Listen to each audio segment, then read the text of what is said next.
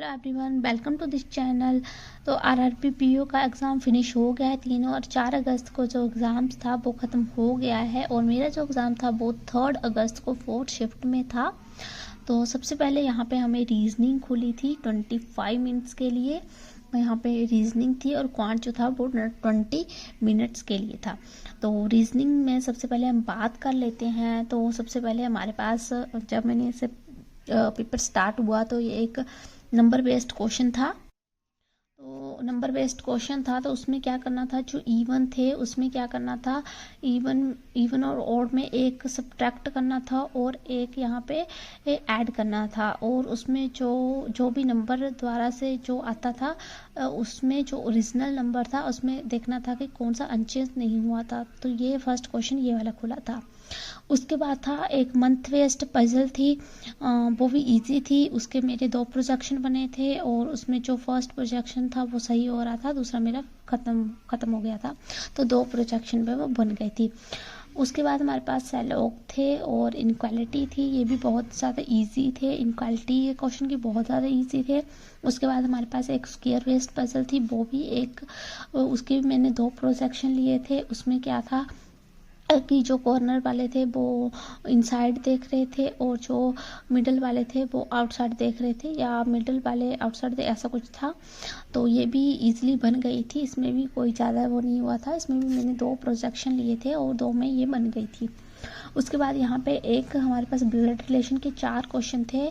तो blood relation जो था मैंने एक बार ट्राई किया लेकिन वो नहीं बना, कुछ मुझे ऐसे लग रहा था और उसको मैंने छोड़ दिया और मैं आगे बढ़ गई। उसमें मैंने ज़्यादा दिमाग भी नहीं लगाया, मैंने एक बार पढ़ा और दूसरी बार छोड़ दिया मैंने।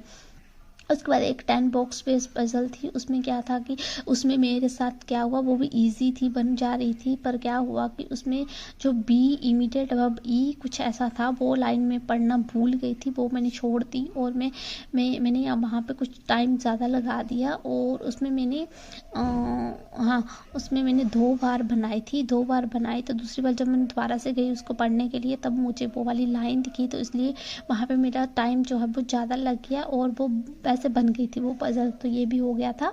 उसके बाद हमारे पास एक लास्ट में एक पजल थी स्ट्रेट लाइन की, जिसमें 7 पर्सन थे और उसमें उसके साथ वेरिएबल्स, उसमें कलर्स दिए गए थे। तो वो वाली पजल भी इजी थी, वो भी बन गई थी, इजीली बन गई थी। उसके बाद हमारे पास एक मीनिंगफुल वर्ड था, वो मैंने नहीं बनाया है। एंड उसके बाद हमारे पास कोडिंग डिकोडिंग के थे क्वेश्चन। कोडिंग डिकोडिंग थे के वो भी इजी थे, वो भी हो जा रहे थे। तो ऐसे ओवरऑल हमारा ये एग्ज़ाम था।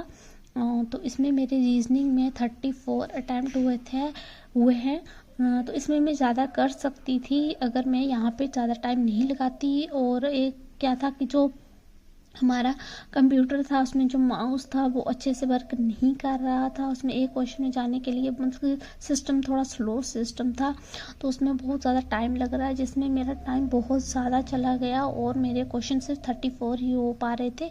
पेपर बहुत ज़्यादा ईजी आया था, क्लरिकल लेवल का ही बोल सकते हैं हम। तो अगर हमारे सर्वर थोड़ा अच्छा होता, सिस्टम थोड़ा अच्छा होता तो वो अच्छा अटैम्प्ट हो सकते थे, तो मेरे 34 ही हो पाए। उसके बाद आया हमारे पास क्वांट का सेक्शन। उसके बाद हमारे पास क्वांट का सेक्शन खुला, उसमें 20 मिनट्स में हमें क्वेश्चन करने थे, 40 क्वेश्चन करने थे। तो इसमें सबसे पहले हमारे पास एक डीआई खुली थी, लेकिन मैं सीधा अप्रोक्सीमेशन में स्पीड मैथ पे गई।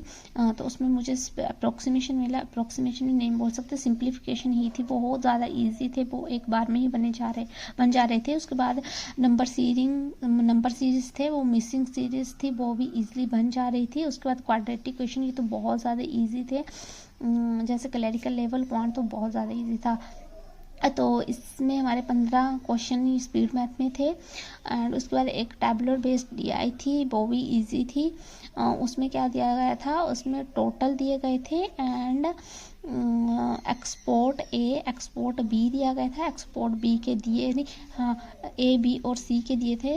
एंड ए की हमारे पास परसेंटेज दी गई थी और बी के यहाँ पे हमारे पास नंबर दिए गए थे और सी हमें निकालना था, ये दोनों निकालने थे। तो ये मैंने निकाल लिए थे, ये कैलकुलेटिव था तो ये मैंने कर लिया। सबसे पहले मैंने ये वाला क्वेश्चन ही करा था, ये वाली DI निपटाई मैंने, तो इसके मैंने कर दिए क्वेश्चन।